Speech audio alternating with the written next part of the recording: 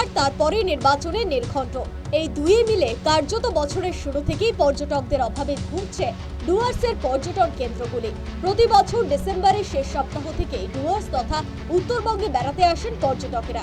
কলকাতা, দিল্লি, বেঙ্গালুরুর মতো এলাকা থেকে আসা পর্যটকদের ভিড়ে ঠাসা থাকে পর্যটন কেন্দ্রগুলি।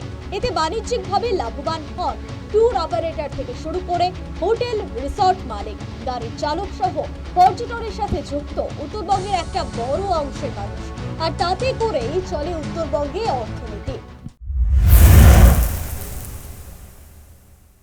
দেখতে পেয়েছি 2026-এর শুরুতে আমাদের বিভিন্ন এসআইআর প্রক্রিয়া থেকে শুরু করে নির্বাচনী নির্ঘণ্ট প্রকাশ এবং গ্যাসের সমস্যা, তার সাথে সাথে মাধ্যমিক উচ্চ মাধ্যমিক পরীক্ষা, এই বিশেষ কিছু বিষয়গুলোর জন্য আমাদের ডুয়ার্স তথা উত্তরবঙ্গের পর্যটনের উপরে এটা বিশেষভাবে প্রভাব ফেলেছে। আমরা দেখতে পেয়েছি যারা এই প্রক্রিয়ার সাথে যুক্ত বা যে জিনিসগুলো ঘটে তারা এফেক্টেড হয়েছে, তারা কিন্তু এই তাদের ট্যুর বাতিল করেছেন আমাদের এখানে আসার। তো আমরা সকলেই জানি আমাদের ডুয়ার্স তথা উত্তরবঙ্গের অর্থনীতিটা স্পেসিফিক দুটো জিনিসের উপরেই এখন নির্ভর করে চলছে, যেটা হচ্ছে ট্যুরিজম এবং টি ইন্ডাস্ট্রি।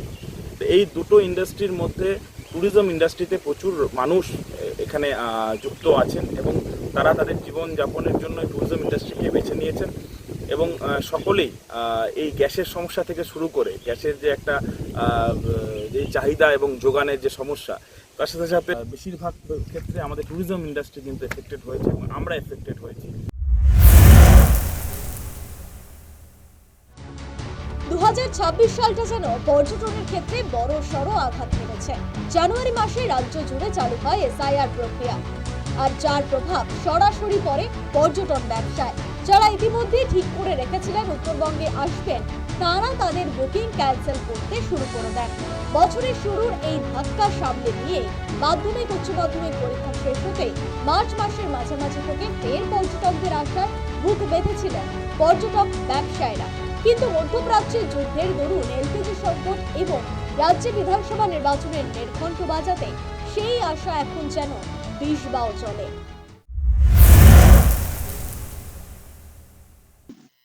দুঃখের এবং খুব অনভিপ্রেত ব্যাপার যে আজকে আমরা একটা আশা রাখি যে এই সময় অন্তত যখন মাধ্যমিক হায়ার সেকেন্ডারি বোর্ডের পরীক্ষাগুলো আমাদের ওয়েস্ট বেঙ্গল সিবিএসসি বা এই সমস্ত পরীক্ষাগুলো হয়ে যাওয়ার পরে এই সময় পর্যাপ্ত পরিমাণে ট্যুরিস্ট আমাদের এই ডুয়ার্স এবং নর্থ বেঙ্গলের পাহাড়ে আসে।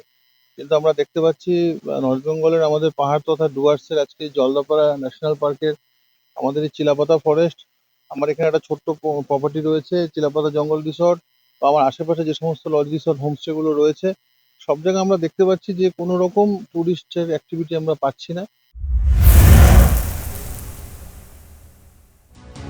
ইতিমধ্যে বাতিল হয়েছে সমস্ত রাজ্য সরকারি কর্মীদের ছুটি। এরই পাশাপাশি একাধিক হোমস্টে এবং রিসর্টের বুকিং বাতিল।